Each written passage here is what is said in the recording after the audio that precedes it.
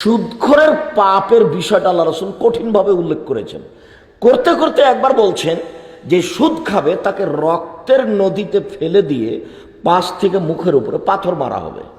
তো এইটা কি মনে করছেন আপনি কবরে? জি না, এটা বিচারের মাঠে। বিচারের মাঠে তাকে রক্তের নদীতে ফেলে দিয়ে পাশ থেকে পাথর মেরে মেরে তার মুখটাকে ভাঙা হবে। তার মানে তার বিচারটা দেরিতে হবে। কতদিন পাথর মারা হবে সেটা আল্লাহ ভালো জানেন। বিচার যে তার কখন হবে আল্লাহ ভালো জানেন। ধরেন আপনি এখানে 5 শতক জমি জোর করে দখল করে নিয়েছেন, তো এই জমিটা আপনাকে খনন করতে বলা হবে বিচারের মাঠে, যে খনন করো। করতে করতে যখন আপনি 7 জমিনের নিচে যাবেন খনন করে, তখন এটা উঠিয়ে আপনার কাঁধে তুলে দেওয়া হবে, দিয়ে বলা হবে যখন জমিনটা তুমি ঘুরো। কতদিন ঘুরতে হবে, কতদিন সময় লাগবে খনন করতে, কতদিন ঘুরতে হবে আল্লাহ ভালো জানে। একদিন সমান হলো 50,000 বছর। দুর্নীতিবাজ তো আর জানে না দুর্নীতি কি জিনিস। ও তো শুধু উমারের নামটা জানে যে উমার, কিন্তু উমারের রাজনীতি কি কোনোদিন দেখেছে যে উমার কাকে বলে? ঘটনা কথা সত্য নয়, কিন্তু মানুষে বলে যে জঙ্গলে বাঘে ছাগলকে ধরে না, হরিণকে ধরে না। কেন? রাজত্ব উমারের। মানে পশুর অন্তরে ভীতি আছে উমারের। তা কি আর হয়? এটা নয়, পশু কি আর চিনে উমারকে? তা হতে পারে না, কিন্তু তার রাজনীতি এত শক্ত মজবুত ছিল যে কথাটা বাড়তে বাড়তে কোথায় চলে গেছে? পশুর উপরে চলে গেছে। এইটা তো কঠিন।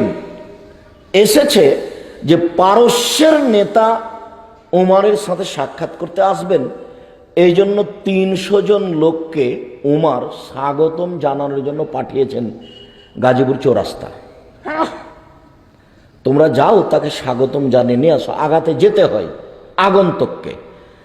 এখন আজকে 300 মানুষ দিয়ে উমার একটা লোককে স্বাগতম জানিয়ে নিয়ে আসলেন।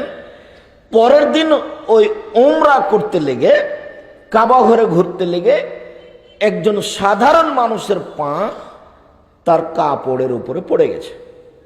তখন সে নিজেকে প্রেস্টিজ ভেবে, খারাপ মনে করে, একটা নাকের উপরে একটা কিল দিয়েছে।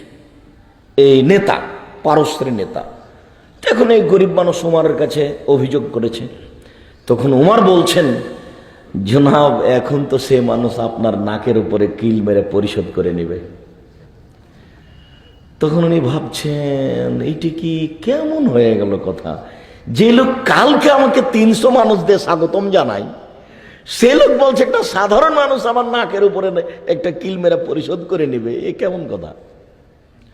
ওদের গতি কিছুটা আজও ছিল। মনে পড়ে কি আপনার, যখন ওবামা এসেছিল সৌদি আরবে, তখন এক বাদশা সালা তাকে স্বাগতম জানাতে যাচ্ছে, ইতিমধ্যে আজান হয়ে গেছে। ওকে স্বাগতম জানানো বাদ দিয়ে মুখামুখি ও নামাজ পড়তে চলে গেলেন। মানে একটা ভেঙে দিয়ে পড়ে গেছে। এ কি কথা না, তাই নয় কথা? তাদের মাথাতে এটা নেই যে একটা এত বড় দেশের, আমেরিকা মানে অর্ধেক পৃথিবী, সেই দেশের একটা বাদশা আসছে, আর আমি আজান হলে তাকে উল্টা চলে যাবো। আমি তো হলে 10 ওয়াক্ত নামাজ বাদ যাই, তার পাশে বসে থাকে। সম্মানিত দিনী ভাই বোন, দুর্নীতিবাজের বিচার দেরিতে হবে। যে সুদ খায় সে একজন দুর্নীতিবাজ, তারও বিচার পরে হবে। যে জমি 1 জমি 7 বার বিক্রি করে সেও দুর্নীতিবাজ, তার বিচার পরে হবে। যে রিক্সাওয়ালাকে একটা থাপ্পড় মেরেছে সেও দুর্নীতিবাজ, তারও বিচার পরে হবে। বিচার তাড়াতাড়ি কার হবে? আমি না হয় খুঁজে পাচ্ছি না, কিন্তু মানুষ পৃথিবীতে আছে যার বিচার তাড়াতাড়ি হবে।